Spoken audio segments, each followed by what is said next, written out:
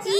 এখানে আমরা স্টেশনে এসে দেখি যে হালকা হালকা বৃষ্টি পড়ছে, আর যেমন ট্রেনে ভিড় তেমন স্টেশনেও ভিড় আছে। আর তারপরে আমরা ওভারব্রিজ পার করে একটা টোটো নিলাম, টোটো করে আমরা যাচ্ছি। তারপর ঝর্ণা আন্টির জুতো আর খাল উঠে গেছে, আর এটা হলো বিখ্যাত জায়গা কল্যাণী আইটিআই।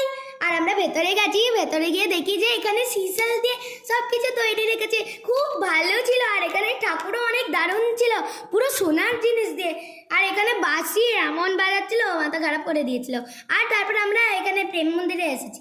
প্রেম মন্দির কিছুদিন আগেই আমরা অরিজিনাল ঘুরে এসেছিলাম, আর ভেতরটা অনেক সুন্দর ছিল, সবচেয়ে সুন্দর। তারপরে দেখি এখানে রাম মন্দির তৈরি করে নিয়েছে। আমরা আগে অরিজিনাল দেখে এলাম, ভেতরটা অনেক সুন্দর ছিল, দারুণ। তারপরে আমাদের খিদে পেয়ে গেল, আমরা খেতে চলে গেলাম একটা রেস্টুরেন্টে। তারপরে আমরা